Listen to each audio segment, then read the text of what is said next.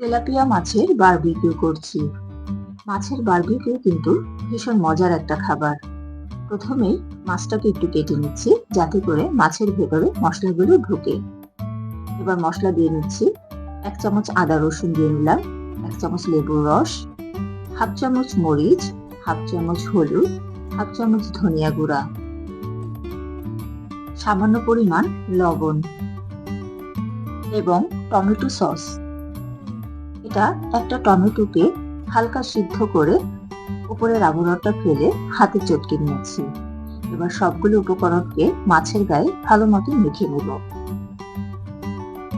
ভালোভাবে মাছের গায়ে মশলাগুলো মাখতে হবে এবং কাটা যে জায়গাগুলো আছে সেখানেও মশলাগুলো দিতে হবে। মশলা মেখে মাছটাকে 10 মিনিট ম্যারিনেট করে রাখবো যাতে করে মাছের গায়ে মশলাগুলো ভালো মতো ঢুকে। এবার চুলায় একটা প্যান বসিয়ে তাতে বেশ কিছু পরিমাণ তেল দিয়ে মাছটাকে ভাজবো।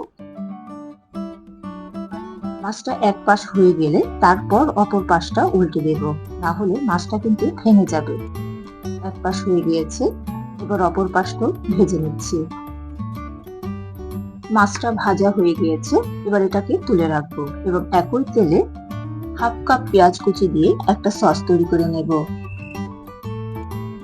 পেঁয়াজটা একটু ভাজা ভাজা হয়ে গিয়েছে, এবার এর মধ্যে 1 চামচ আদা রসুন দিয়ে দিলাম, 1/2 চামচ লবণ, 1/2 চামচ মরিচ, 1/2 চামচ হলুদ, 1/2 চামচ ধনিয়া গুঁড়া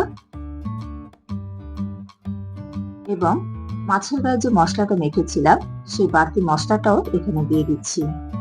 এতে করে সসের যে টেস্ট আছে সেটা আরো বেড়ে যাবে। এবার সামান্য পরিমাণ পানি দিয়ে মশলাটা কষিয়ে নিচ্ছি। এই সসটা খেতেও কিন্তু ভীষণ ভালো লাগে। এবার টমেটো কুচি দিয়ে দিলাম একটা। এটাকে নেড়ে চেড়ে সস তৈরি করে নেব। টমেটোটা যখন নরম হয়ে আসবে তখন এই চামচের সাহায্যে টমেটোটাকে আরেকটু নরম করে সসের মতো তৈরি করে নেব। বারবিকিউ মাছের সাথে এই সসটা খুব বেশি মজাদার।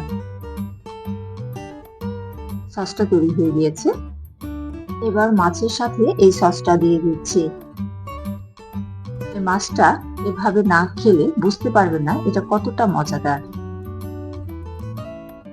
তৈরি হয়ে গেল মাছের বারবিকিউ।